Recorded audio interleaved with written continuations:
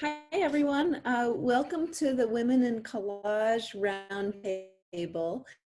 I'm so excited to see the panelists here tonight. I can't see the audience, but I see that there's 103 of you. So, well, if you don't already know about 516, we are a non-collecting contemporary art museum in downtown Albuquerque. And I think I failed to mention, I'm Suzanne Sparge. I'm the executive director. And tonight's event is in conjunction with a couple of things. It's actually a connector between the recent show we opened online and published a catalog for with Collage Institute called Radical Reimaginings. And it also connects with our upcoming show, which opens this Saturday, and that one's called Feminisms. And the Feminism Show is curated by Andrea Hanley from the Wheelwright Museum of the American Indian, and we partnered with them on that. And both of these events were really inspired by the Feminist Art Coalitions initiative. And they put out a national call, and it's a volunteer effort among arts organizations across the country to really look at feminism as a starting point or a jumping off point, and really looking at the plurality of all the many different perspectives around the word feminism during this critical time. So they launched the effort right after the presidential inauguration in January 2017 as sort of a call to action to really focus on equality and reflection and action on different forms of equality. So things have certainly amped up, and we at 516 got really inspired to develop a whole show called Feminisms based on their prompt. So tonight, Daphna Steinberg is going to lead the conversation. Welcome, Daphna. And our panelists are here from Washington, D.C., Wisconsin, Spain, and Canada. And Daphna will introduce everyone. So without further ado, please welcome Daphna. Thank you. Hi, thank you, Suzanne, for that wonderful introduction. It's a real honor to be working with 516 Arts, and we were so glad that you partnered with us on this panel. So thank you again. And I would also like to thank Rick Cassini-Cador, Chris Byrne, and Christopher Kurtz for their amazing, amazing support and help. They have been wonderful throughout this entire getting to this point during Collage Fest. So just a brief introduction. For those of you that don't know me, my name is Daphna Steinberg. I'm an interdisciplinary artist and I have a strong focus on collage. This is the second year that I've put this panel together. Last year was the first year, and we made it before Hurricane Barry kicked us all out, and it was a really great panel, and it really sort of cultivated a lot of really interesting conversations and connections, and we're excited to continue those conversations this year. COVID be damned, pardon my French.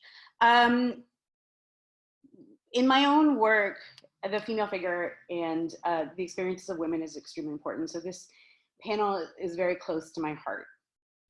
So I'm excited to talk, like I said, I'm excited to talk about this topic again. So I'm going to read the bios of the artists, and I'm also going to share my screen really quickly. You want to take a shot for the game of technical difficulties, go ahead. All right, let's see. All right, hopefully everybody can see that. Can everyone see that? Somebody say yes. Yes? Nod your head. Okay, everybody's muted, that's why. Okay, all right. Great, thank you. All right, so our first panelist is Ainize Txopitea from San Sebastian in the Basque Country of Spain. She graduated with a BA in digital media production from the University of the Arts London College of Communication. Her work has been exhibited since 2005 in contemporary art galleries, museums, and art institutions globally.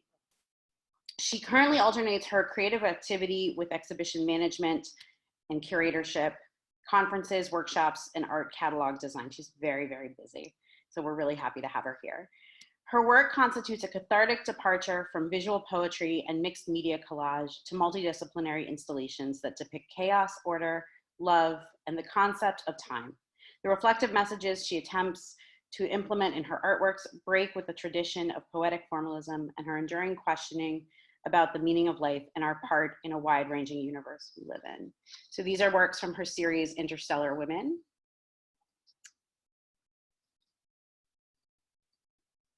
Our next artist is Lisa Wicka.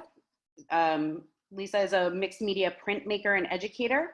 Her work revolves around the self-evolving through experience, place, failures, and successes, often referencing architectural spaces, wallpapers, and raw materials. Her work plays with perspective, dimension, fragility, and time. Wicca graduated from her BFA from the University of Central Florida and her MFA from Purdue University.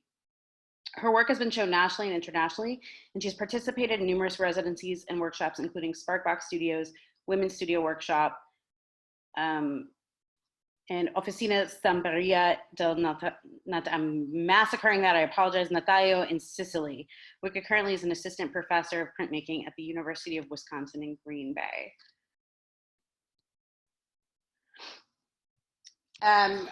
From my hometown of DC, we have Lory Ivey Alexander, who's a contemporary visual artist, lawyer, and writer. She's best known for her multi-layered, vibrantly colored paintings. Ms. Ivey Alexander's major interests are Black American and American histories, especially the exploring of intersections of Black, Indigenous, and European American stories.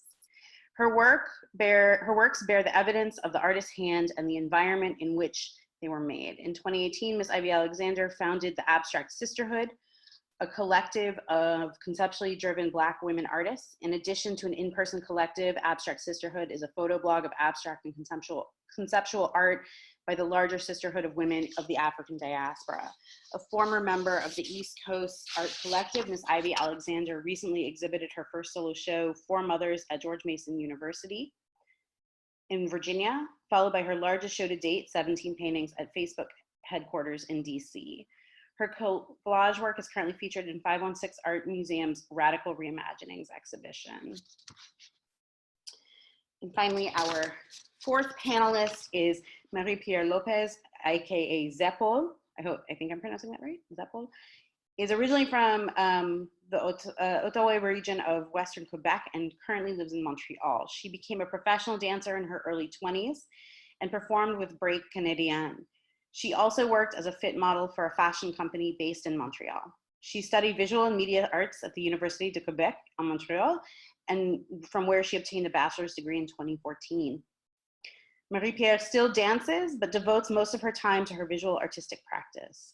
She makes work using collage and painting that is inspired by the body, performance, and simply being a woman in our consumer society. She's currently continuing her work from her series of collages, Remember When You Used to Play with Trucks, which focuses on the consumption of the female bodies. So I have the contact information. I will post this up at the end of the talk again, and we can go through the slides again later if there are any questions about specific artworks. So I thank you all for being here. I really appreciate this. Some of you in very different time zones. I know in Spain, it's very late, so thank you so much for being here.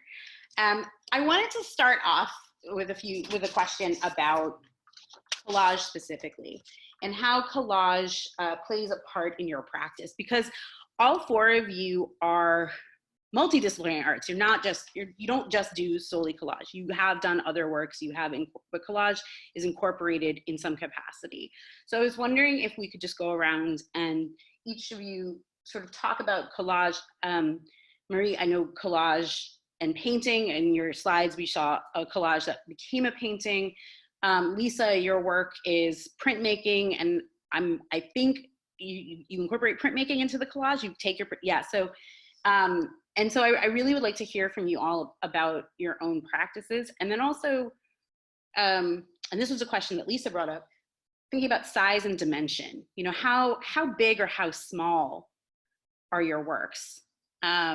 And I know a number of you work very big and others work small. So please, let's start. Ainize, why don't you start us off? We'll go alphabetically. How about you can start us off? So hi everybody, very happy to greet you and to be in this board. I am 2 a.m. in the morning, so I almost fell asleep, but I really wanted to be here. So, and also I am the only non-native English speaker. So sorry if my English is not so good. I try to express myself as best as I can. Regarding collage, I think it's a very beautiful gathering, first of all collagists. It's the first time in my life that I met women collagists like this. So I'm really, really not only excited, but grateful for it. And always references of people that they do collage, but not the way that we are devoted to, so to say. And also being women is a super plus. So from a point of view, what I can say is like collage always has been great fountain, magical fountain of expression. I started very little in a very intuitive way. I didn't know how to do it, who did it, or why I was using collage to express myself. But I always used to take a scissors and I used to sit down on the floor with many, many cutouts. Always a A4 size paper. It was my window to the hall. And then I used to get lost totally in this scale. It was my total drawn into my imagination and so on. And this leads to many visual poems. I like to say it like that, or language image. And it has been, I think collage took me to a life journey. Instead of me using collage as a tool, it was collage taking me to a life journey to understand myself and the society we are living in, and also give importance to the oniric as well as the realistic kind of figures. I think that also helped me a lot to balance my subconsciousness with the living of in society. So yeah, the A4 window to the hall is my title. I think that was an amazing explanation. So I don't know what you're worried about. I love the idea of window to the hole. That is beautiful. Thank you for that. So Lisa, again, also your work is very because it's not collage necessarily, but it's almost structural. It's almost like you think about architecture and you're thinking about three-dimensional, even not just layering on 2 dimensions, but on 3 dimensions as well. So yeah, so how does collage influence, or how is it part of your practice? Yeah, so thinking about, I made a little note here.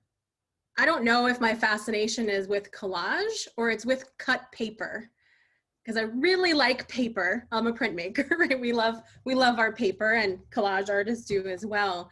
But there's a flexibility that comes with being able to cut and manipulate paper.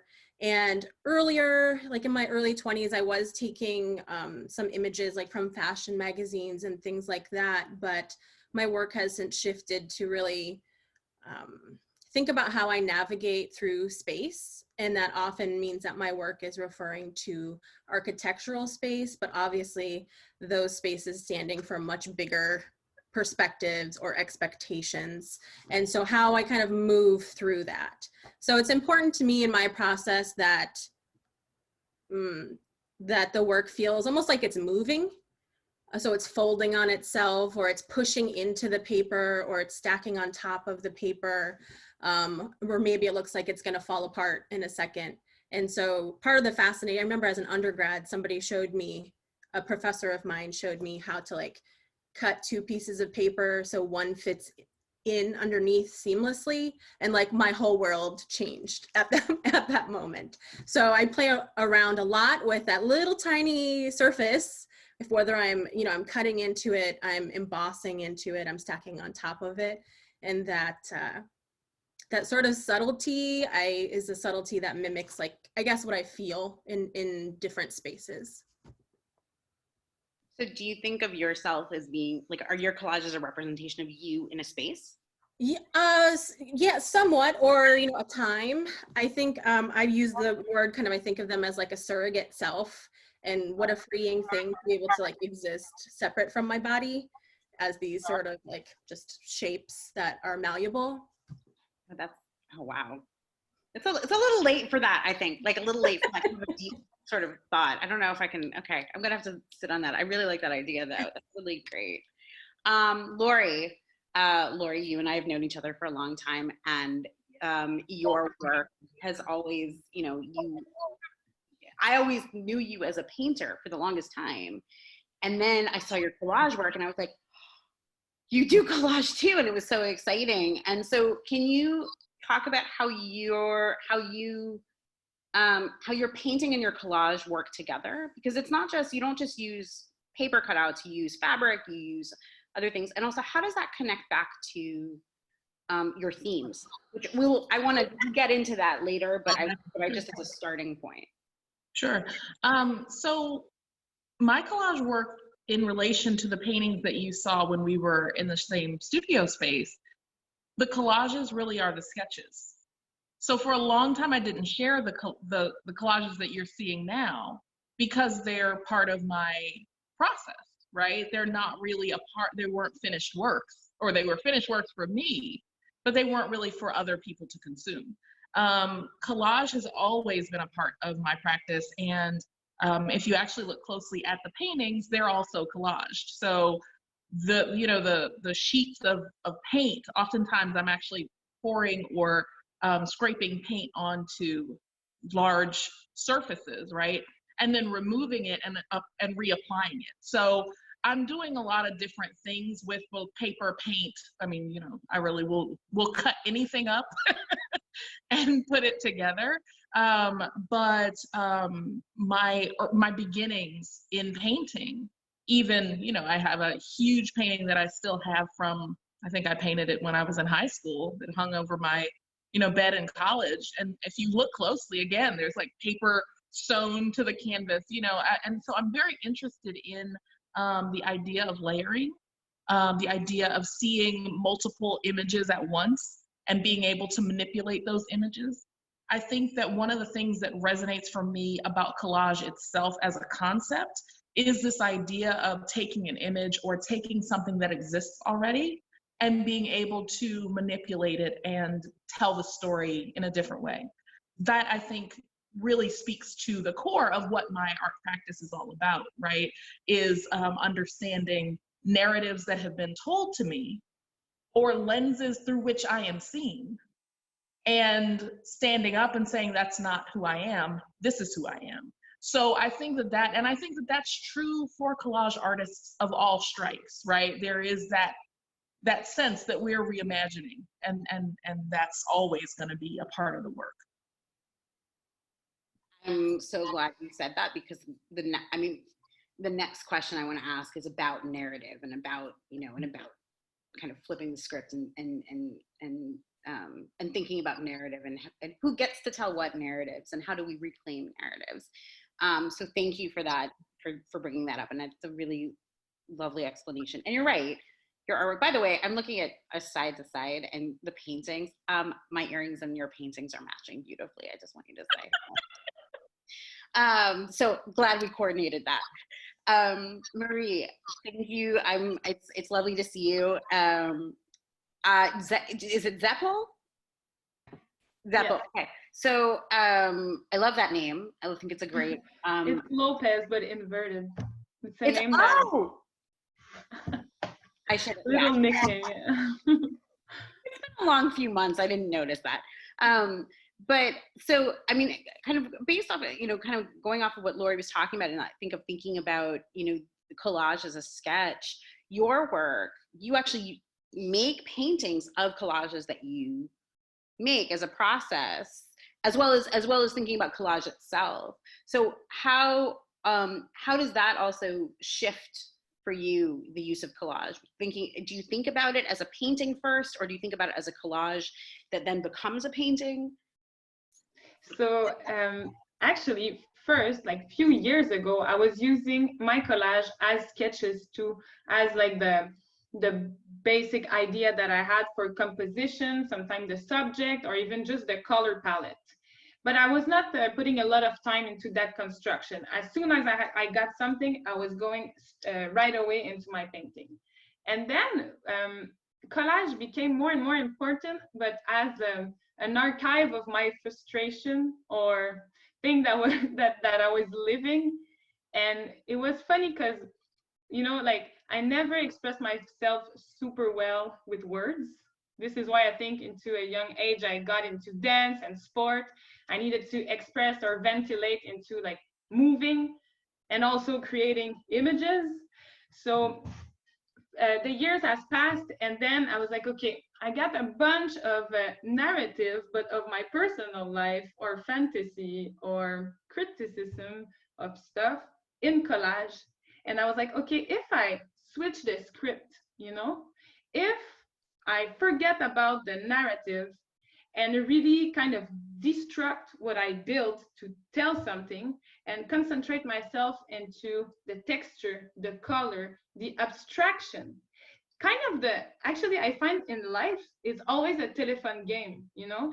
If I'm talking to you today, the way you're gonna understand what I'm saying, the way you're gonna interpret it, there's a variation of what really I want to say.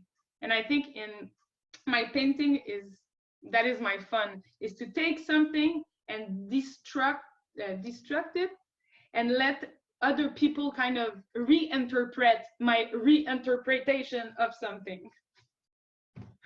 Yeah. Wow, that's really cool. You know, and that also makes me think of Ainize and Marie, both of you speak other languages, and this idea also now of this idea of like translation as well. I'm going to hold on that, and then we're going to come back to it, because I really think that's also a very interesting conversation in thinking about, you know, narrative.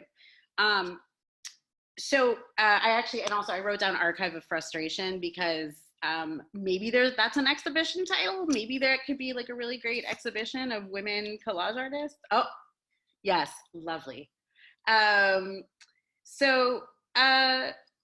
So my next question, and then again, and you all kind of spoke to this a little bit in your explanations, is, you know, in some way, all of you use the female body in your work, or ideas around femininity and what that means. And I want to sort of touch on, you know, again, as a broad question, why is that important to you? I mean, aside from the obvious, like, we're all women, we all need to make art about being women, which is not a true statement, but just why are those things important? And I know each of you is doing very different things with this. So we're doing very different works around this idea. So again, and I think actually I want to start with Lory on this, because your work is very much about the feminine experience, specifically the Black female experience. But I also want to touch on the fact that right now you're doing a really great series on Black masculinity. And so how is that, you know, how does that play with what you're normally used to doing? So this Black masculinity series has just taken me so by surprise. So each year I do, all of September, I do a work on paper every day, right? It is just something that I started doing. I did like a 100-day project a long time ago. It was too long, and so I started doing this 30 days, right? Each time I do it, something comes through and it just takes over. And so this year I've been working with these cutouts of male, you know, men's arms, faces, just male body parts, or statements that men have said, right? And I don't know why you're laughing. I'm just laughing at this idea of like cut up men's body parts. It was just a fleeting moment of just like, you know, whatever. Sorry, please. but really the pieces started making themselves, you know, which I think oftentimes happens, right? We see an image and we know this image has this story to tell, and we're sort of a conduit to tell the story. So that's kind of where that has come from. But overall, in my painting, so going way back, you know, 25 years, Jesus. Let's say 20 years. Yeah, 25 years, really. I was very much a painter of portraits. I painted women, in huge women, right? Like very zoomed in on their faces or zoomed in on different body parts. And I was never really interested in telling stories about men. Now, that doesn't mean that men aren't in the stories, right? They're in all of our stories. But I felt that men they were in enough stories. I've heard enough stories about men and about the lens through which even women see men. I've heard that enough. And so I wanted to tell really my own story, right? So many of us, I think, come to art and not necessarily collage, but to visual art generally because we need to be heard. We need to articulate ourselves, right? And so something that Maria just said resonated with me, this idea, or even you talking about her, you know, her name, right? Immediately, I'm dyslexic. So when I saw Zeppel, right, I read Lopez, and I was like, that's odd because her name is not spelled with a Z. So like, we think about this inability to articulate ourselves, not necessarily that we're unable to articulate ourselves generally, but an inability to articulate ourselves in the way that we want to, right? When we can't say the words that are coming to our head because they're not quite formed, or because we're thinking in images and we need to get those images out in order for other people to understand what's happening. I think that is really what, you know, that's the bigger theme for me in terms of gender and dealing with sex and gender in the work. I think that the paint, you know, even these, I'm looking at some of the more abstract, you know, landscape work. That for me is also about the lives of Black women and of the lives of Indigenous women. I think that's always the lens, right? That's always the lens through which I see. So even these works that are about men are really about a woman perceiving what Black masculinity means to, or how it shows up in my life, right? But not to stick on this too long, but one of the pieces that I sent to you uses, I use Andre 3000 in a number of my works. I'm really interested, he intrigues me a great deal. One of the pieces uses his hand and his words. And so even the pieces that are about a female lens, right, a woman's eye, are also in a way through a male lens, right? Like in thinking about these, there's something it's something we can't quite tear apart from one another. It's hard to escape that. It's hard to, especially also thinking about the materials we're using. I mean, like, I know as a, you know, in my own work, I use Playboy, and it's really hard to like tear away from thinking about the female body when it's being consumed by men, when it's made to be consumed by men. And I think that's, and I think that's a really, the idea of like, you can never really tear it away. There's nothing that isn't really touched by sort of the patriarchy. Right. So, and I think that actually connects with Marie, your work as well, because your work is about, because the piece fit model is about that, isn't it? It's about sort of the female body and the consumption of the female, or actually a lot of your work is about the consumption of the female body and how the female body is consumed. Yeah, indeed. Well, it's I turned into more the object, the woman as an object in the last years into my work, because I had to get a job once. And I end up being every artist is to get it. like, I want to print bigger. I need money. I need a better job, a job that pays more. So I was like, okay, so what should I do? And I was looking about what was available for me in Montreal that I could bike to. And I ended up being a fit model. I don't know if everybody here knows what a fit model is, but I didn't know before applying to that job. It's not the model that you see, you know, on Instagram for a brand or whatever. No. It's the object, the human object that has standard measurements that you can build your clothes on. So I had a job that I eventually quit. I was standing on a little step, and I didn't really have to talk. I had to share if it was too tight or whatever, if I liked the style. But I became like a human collage. I mean, literally, they were taping me here, drawing me lines with washable pencil, of course, and then taping this, cutting there, add material. And it really freaks me out. I was like, first, what the hell is a standard measurements? Like, if I walk into the street, I cannot say like, we are X small, medium, large. Come on, open your eyes, you know? And after a while, discover I was hired because they needed a thicker one. They were talking to me about the thicker one. And I was like, what the hell? Oh, they had complained about the jeans ripping at the thighs and the coats at the back. So they were like, oh, you have 2 inches more there, 2 there, you're perfect for the complaint. But then it's like, it opened my eyes on just the invisible pressure of being a woman, that we have to fit some standard just to get clothes, you know?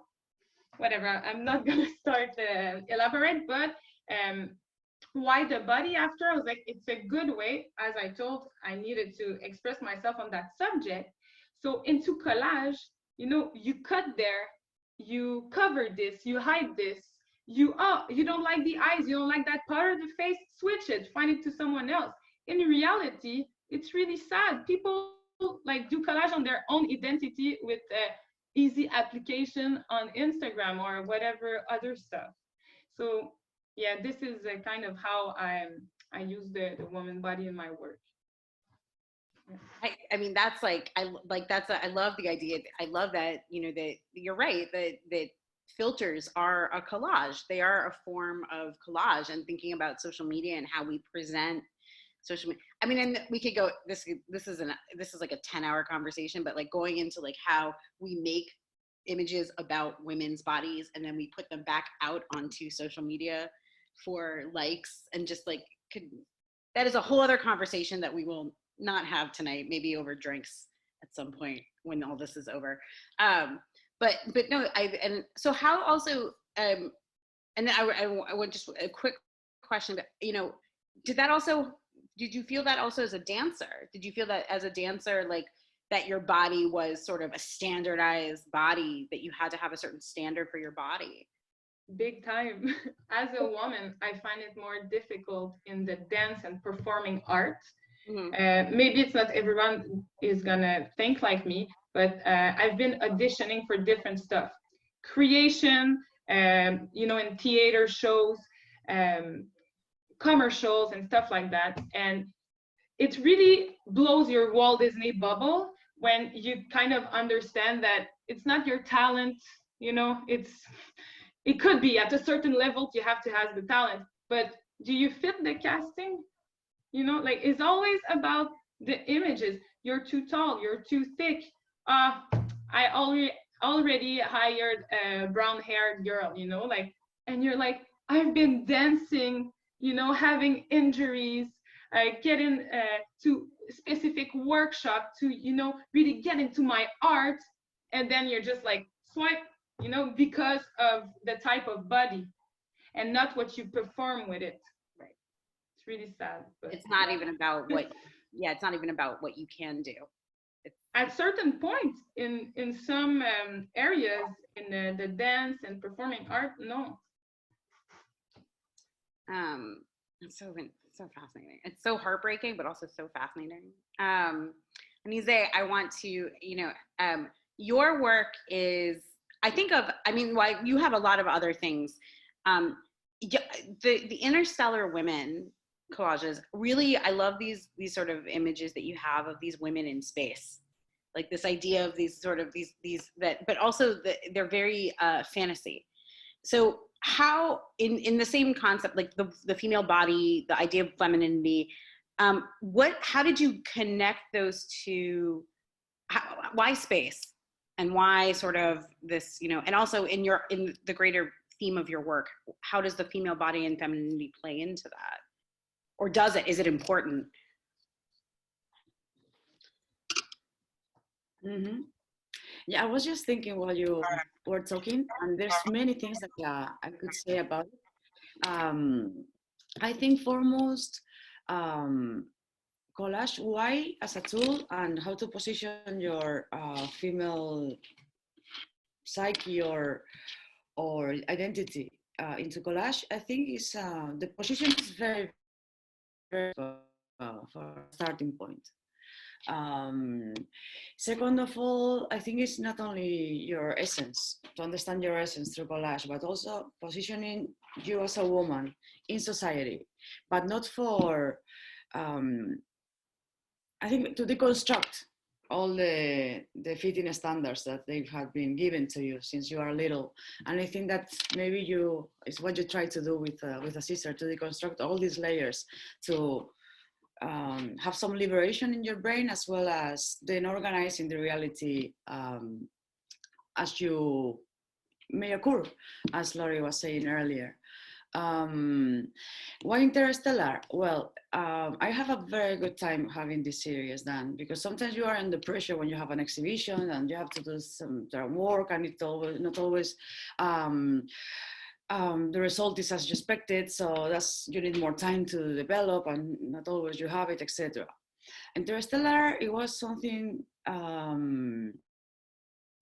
that it came out naturally, and it's because I was a little fed up, honestly talking, because I think that we are doing a great job in having a voice, recovering the voice that has been muted for many, many years as women, especially women artists, and not to say women artist collagists, but as if we didn't do a fast enough job, so we decided to auto-exile ourselves to another planet, to start over again, just us organizing ourselves. Not because we are angry, not because we're frustrated. We might not be that far off. That might be the direction we're going, depending. Something like that. So it's like we auto-exile ourselves, and we are there in positions of risks, but nothing bad can happen to us. So it's kind of an experience we decide to have for ourselves, to abandon everything and go and have a lot of fun in a political, critical way, but playing with causalities. Sometimes there are women in volcanoes, other times they are having picnic overlooking the moon, sometimes they are in hazers, but they are always safe. It's not a threat around anymore, as we were experiencing for hundreds, even thousands of years.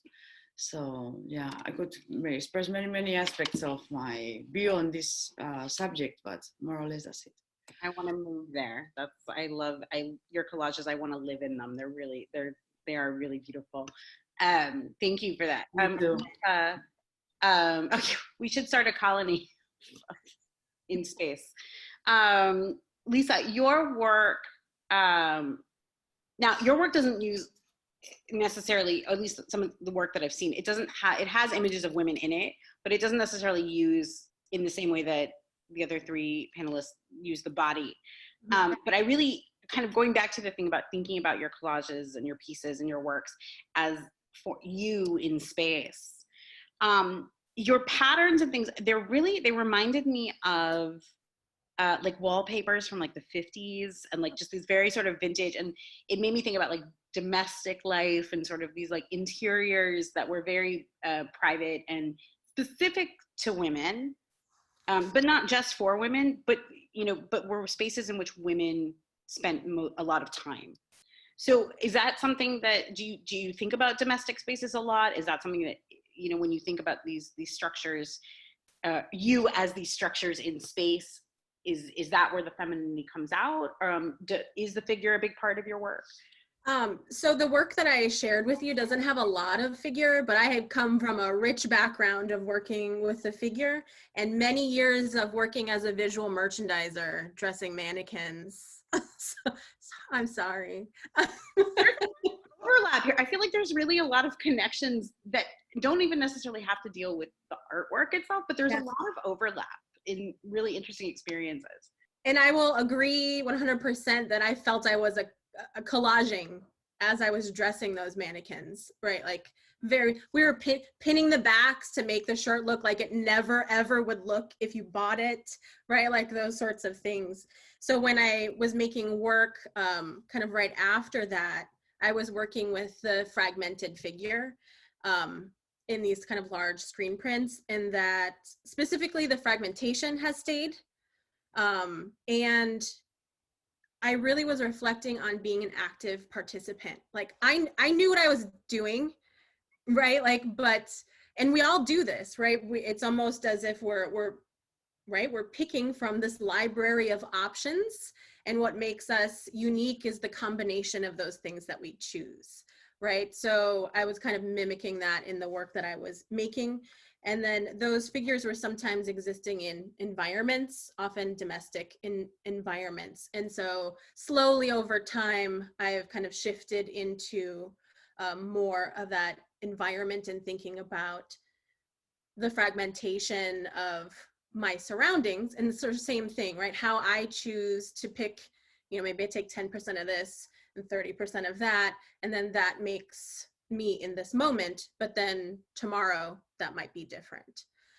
So spaces that, bring me comfort, or spaces that I have fond memories of. A lot of people will say, oh, that reminds me of my grandma's house, or, something like that. I am taking these patterns, but I am reprinting them. So I'm not using existing patterns. I'm filtering them through my, through me first.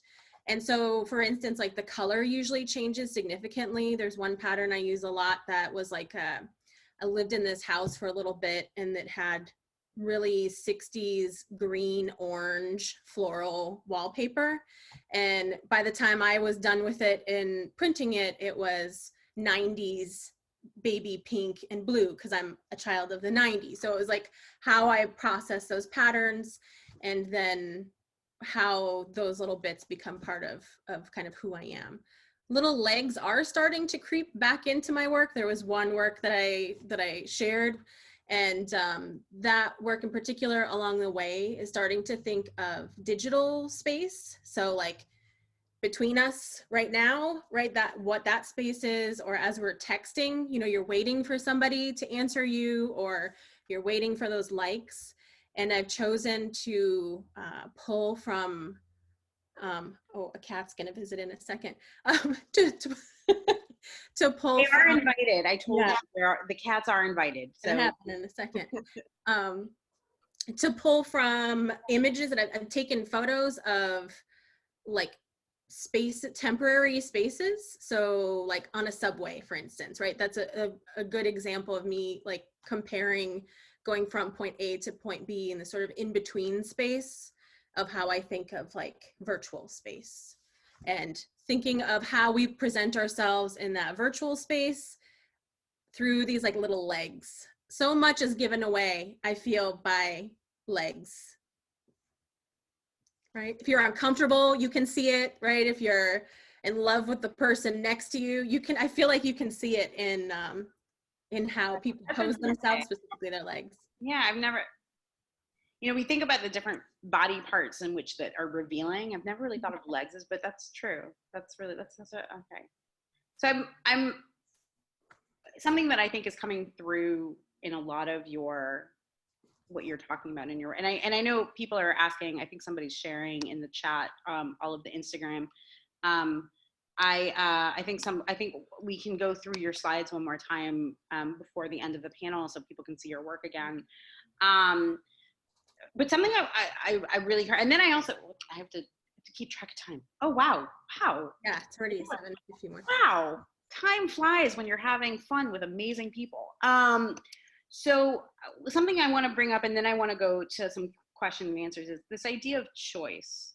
You know, like, pardon me, we're in the States now, we're sort of thinking about that a lot and thinking about, you know, ideas around choice and what that means, especially with things that are happening politically. And, you know, I maybe this isn't so much of a question, but like a statement. But, you know, I really appreciate that this is collage seems to be a really amazing way in which we as women have choice to tell our own stories and to share our own perspectives and to find our own voices and to speak in different languages and to find a kind of a common ground with each other, even if we've had these really vastly different experiences. So I'm wondering if any of you have, you know, like any specific thoughts on that idea around choice and any specific thoughts about, you know, how, is that something you think about even? Is choice something you think about when you are making your work, or is it just you're making your work? Is that clear? Huh? Can I say something? Yeah, of course. I would be interested in hearing kind of other people's reaction to this too, but for the way that I work, I feel like Lory, maybe from what she said, works this way too, where I just create stuff and I don't necessarily know what that end product is going to look like. I feel like I am a pretty controlling person and I can control as much as possible in what what my swatches look like. And then I try to just like let go in that moment and then respond very like viscerally to those choices that I'm making, because I feel like I've done everything I can to control it up to this point. Now let's like let it go. So I'm wondering if maybe some other people kind of work that same way. I can say I definitely do. And I'm very much drawn to art practices that allow me to not be in control and to give me that opportunity to, you know, let someone else make the choice. And in that case, it's work, right? So I think that, you know, we choose our inputs, I guess. We limit our palettes. We figure out a way to something that we can control, but ultimately the choices about the little nuances in the work, I just let the work speak. Do either Marie? Yeah, me, No, either of you. Go ahead. It's kind of different, but the more I think about it, it goes back to a question of control, a little bit like Lisa, you mentioned. So I love in life in general to put myself into improvisation, you know, to sometimes put myself into a situation that I have no choice to think of a plan B, you know, plan B. And into collage, I collect some magazines that I love. Sometimes people give me books and stuff. So around me, it's like mountains of little image everywhere. And when I get into my collage, most of the time, I just take something. And then from there, I impose myself to create from that kind of restriction image and try to turn it into my way. So I guess retake the control of it. But for the question of choices, sometimes, I love to put myself into, oh my God, I have no choice to deal with that. And from there, what can I do? Ainize, would you also like to take a stab at the question? Yeah. About choices. Funny that maybe collage give you more choices than life gives, because there is a causa effecto, no? In life, if you do something, usually has a consequence. Lucky enough for us that with collage we have many options to choose, and some of those choices, they can also show you how you are. Sometimes you'll get surprised through art, how much it can show you about yourself. So yeah, choice is a very complex thing because of the, you see how many ways you have to say the same thing. It's absolutely crazy how many combinations they can be about choices, and why do you end up choosing that particular choice in order to make the artwork allowed to be finished, and how the interpretation of yourself among the art on the other people will be according to that choice. But I like the idea that it's a choice that can be infinite somehow, to link to other choices, to see it as a door of choices more than just a final choice. Thank you for sharing those thoughts about choice, because I think that's a really important topic right now, and I think it's always an important topic.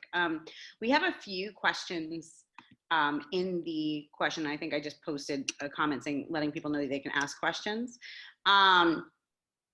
So while if Christopher could ask the questions, I'm going to go back through everybody's work. So because there's been a lot of, we'd really like to see the slides again. So I'm going to go through the slides again so we can all see your work and see what you've just talked about.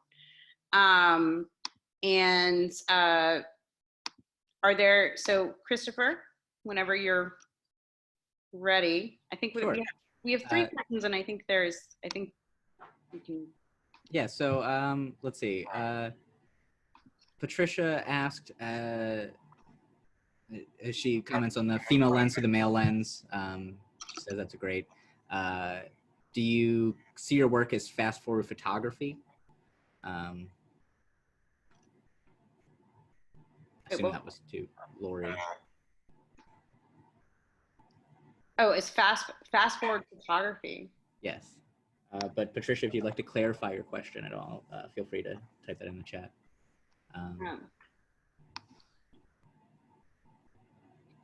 Yeah, can you tell me what you mean by that? I don't know what that means. Yeah, I'm not sure. And Takara asks, what are your common fears and how do you address them in your work? And so that's for anybody, so anybody can feel free to answer.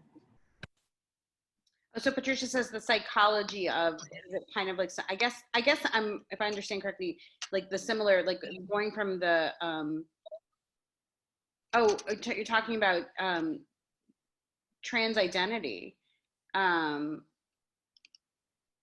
you think of Lory, do you think of your work in terms of trans identity? Or have you thought about that at all? No, not in particular. The work that I've done that, deals with the mixture of, or the interplay between the male lens and the female lens is more so about literally the lens, right? The way that we see one another, the way that we understand people who are not ourselves. But I think that there's there's so much, right, to be said about what it means for a person to come to identify either one way or the other, or for the world to see us as one gender and another. I mean, there's so much there, but no, my work has not gone into that at all. And then Patricia also asked Marie if collage is a form of fashion mashing. Do you think of, like, do you use fashion magazines and like mash them together, I guess, or how do you think of fashion and collage together? Not sure about the expression of fashion mashing. Like, is it like destroying the image of fashion into my work? Is that the question? I'm not sure, but let's go with that. Sure, let's go. I kind of sometimes really destroy and mash some images that are meant to be like something beautiful and to be sold to someone into my criticism of something, or even like ripping and like destroying the original image to just use, for instance, a glimpse of it and use it as the destructive pieces. Mm-hmm. So yes, sometimes I guess I do fashion mashing into my collage, or want to, I do clean collage, but kind of wanted to mash the idea of fashion industry. Yeah. So here, this is in your hip model piece. Yeah, so cutting hands, but this is a free, it's a real pattern of, so I use sometimes print image or even like the real material. This is a real like pattern paper. In your info that you sent me, you said this was a large scale work. It's a 3-dimensional. So this one, the pattern, okay, normally I work with like a magazine 8 by 11 inch, but this image of that model was in a big book, so maybe like 12 by 14. And it's the first time that I'm, with my money as a fit model, did a big print of it and put it in 3D. If you wait like 30 seconds, Well, we'll come back to it. I'm just gonna go through it and then this one's all there. Oh wow. So it's big in 3D now. Wait, come back. I'm gonna pin your video real quick. Okay. I'm gonna have to stop sharing my screen. Kind of. Wow.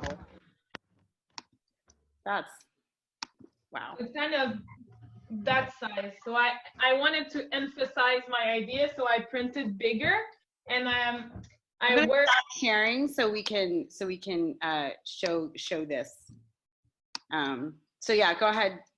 So this was one of my first attempt to emphasize a collage that was like smaller. I wanted to put it first in 3D, so you can have the feeling that you can even yourself manipulate the hands. So the spectator, when see this, like you want to touch it, you want to move it. And the 3D, invite the people to think like that they can touch and manipulate. And I put it all bigger with the real pattern and the printed one.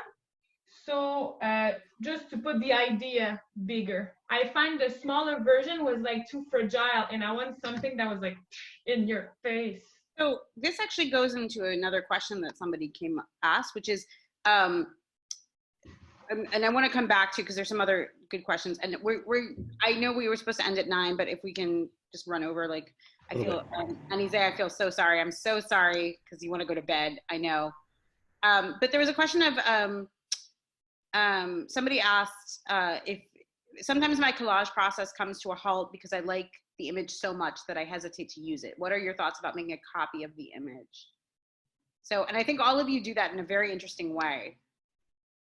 So I'm going to go back to the sharing the screen so we can go back to some of the images. But if we go back here, Lisa. I want to show, here's your little legs. Yes. So are you precious with your images? Not in my, well, in my printmaking process, I'm always making multiples. So in that sense, no, that eliminates some of that hesitation for me. Because I have multiples of things, but I very rarely print a pattern or something the same way twice. So I'll use different colors, I'll use different pressure, those sorts of things. So for me, I mean, I've destroyed pieces. Yes, you're like, yeah, this is it. No, one more piece and then it's done, right? That's definitely happened. But for me, through the act of printmaking, I am able to push that kind of singular image in a lot of different directions and then have that as a resource. So you can see, and again, like these are the patterns that you use that you make with screen printing. Mm-hmm. Yeah. So the same question for Ainize and Lory. You both, sorry, go back here. And are you scanning these? Are these these are hand cut, correct? Mm-hmm. So, yeah, sorry. No, go ahead. I like to be free in the process of the creation. Sometimes I have a philia for collecting old magazines of all sorts.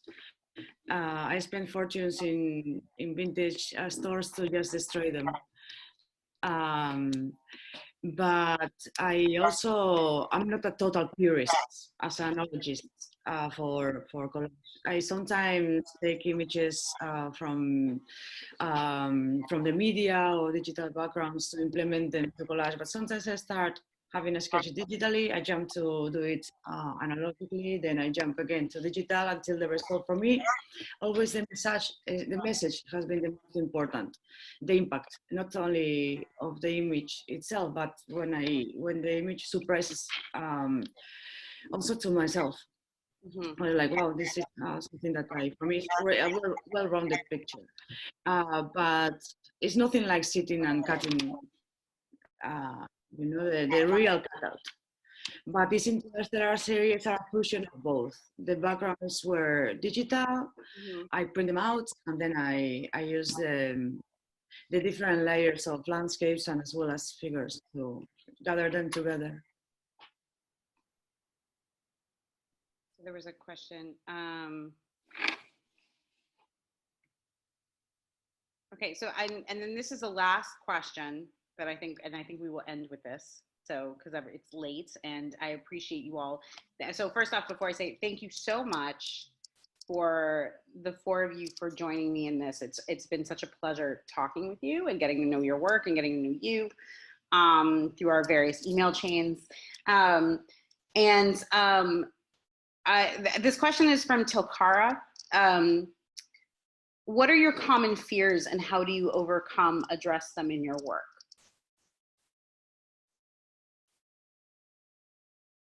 Anyone want to try? Do you have fears? Are we all fearless? I mean, I have tons of fears, but.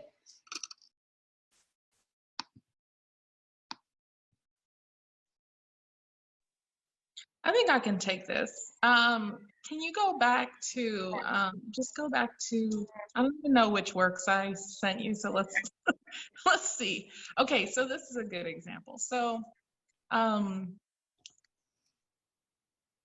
when I'm making paintings, I have this concern that the work might not say what I want it to say.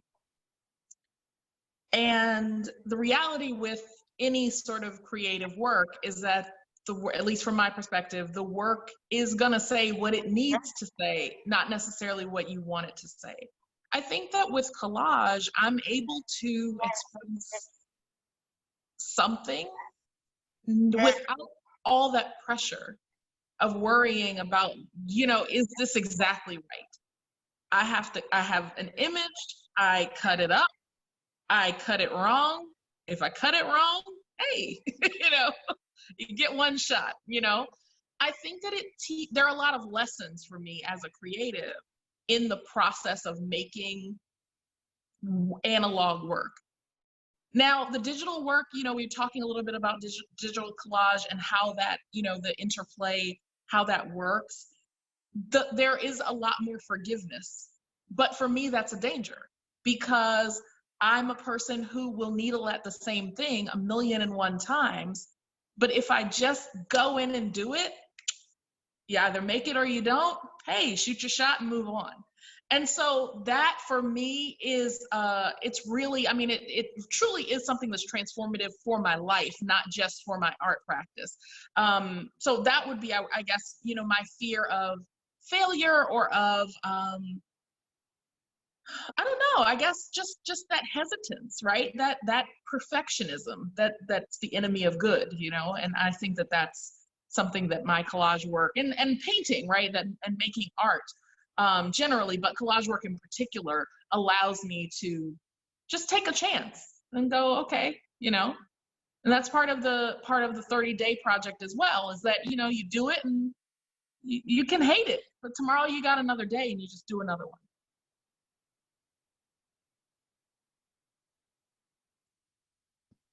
That's really awesome advice, or just a really great way of looking at it, I think. I think that's a great place to sort of end this, or just end the conversation. Do any of you have anything else you want to say? Would you like to add anything? Yes, Marie, please. Really quick, I was like, wow, this is an amazing question. How can I translate this in English? So I kind of thought of it. That question made me realize how much my fear, one of my biggest fear, not be understand. Since I was young, I was like having fights with my mom saying, you don't understand, and with teachers and boyfriends, like always, you don't understand. And my problem of like verbally communicate.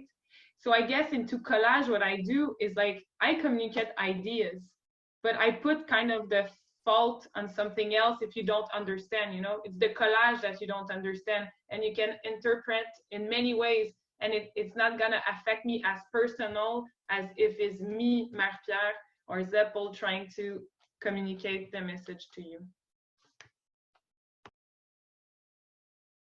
Yes, Lisa. I think something that came up earlier was the struggle of having to talk about our work. Right? And something that I was thinking of is it's just difficult, I think, as artists to talk about our work in a linear way. And so, yeah, that's a fear, having to talk about my work in a linear way. But right, the act of collage, like the past two people have said, kind of breaks from that, right? And I can think around something, I can radiate from something without having to think about speaking of it in a linear way. Could you please, Daphna, repeat the question, please, because my internet was not so good and I missed it? Sure. The question was, I have to find it. What are your common fears and how do you overcome and address them in your work? Yeah. For me, I found it very difficult to talk about my work. As Lisa says, well, in order to speak linearly, I don't think that I have a linear way of constructing things at all, especially when it comes to art, because I lead my emotions and I allowed my worst fears and my best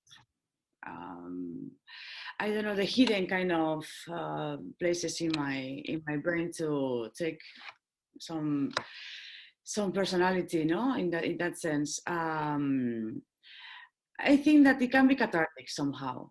I think that you can really turn your fears into something else, and when you visualize them, when you put a dialogue, a voice, or of a language image to fears, they become something else. And I think that art can be a tool as a therapy, and also as a voice, and also as a critical kind of view about things, about the political situation we are living in, about your own essence, about your many aspects of yourself as a persona. So I think that is, again, collage can be like viewed as a layer, and it has an iceberg of many, many readings for yourself. And fears, of course, they are included always. You all answered that. You all seem so hesitant to answer that question, and you all answered it beautifully. Like and I think on that note, I think it's this would be a really great time to say, I think what normally happens is we keep the windows open. If you all want to stay, Ainize, I want you to go to bed. You look like you want to go to bed. So please, thank you so much for staying with us. What time is it there? 3:15. 3:15. Mm-hmm. You are a much better person than I am. I don't think I could stay up to 2. So well done for that. So thank you all so much for this. And thank you all who came to this panel. Again, this panel is so close to my heart, and this topic is so close to my heart, and I really appreciate being given the opportunity to do this again. And maybe next year in New Orleans. maybe we'll do this again. We'll see. So I think we're going to leave the chat box open a little bit. If panelists want to just hang out for a bit, you can. If you need to go to bed, please go to bed. And I think that's, yeah. Great Collage Live, everybody. I think this is the final, is this the final? One of the final things. So great Collage Live. It's the next to last. Next to last, so. Lisa Wicca is the last one. Oh, are we in the, yeah, I'm doing one next week. Would you like to share? Please share. Yes, I'm gonna be talking with David Wisher, and we've been having an ongoing conversation about each other's work, specifically about printmaking and collage, but also navigating digital and analog spaces. So you guys have seen some of my work, but some of his has to do with pulling from social media, from Twitter. So we're gonna kind of have that conversation along with printmaking. I am gonna sign up for that. That sounds good. Okay, thank you all. And have a great night. I am going to mute myself because I can hear all the motorcycles outside my window here in Philadelphia. So thank you again, and have a good night, everybody. Thank you. Oh, yeah, you're sharing earrings. Sharing earrings. Yeah, so I always shout out a beater. So tonight we're, I don't know if you guys can see it, but we're wearing Brianna Jacobs. She's beading therapy on Instagram, and these just came. She does custom earrings for me and for anyone really. But I always try to shout out an Indigenous artist. So thank you so much for that. Thanks. Yeah. Thank you. Mm-hmm. Great. All right. Lovely. Thank you so much. Have a good night. Thank you. Good night.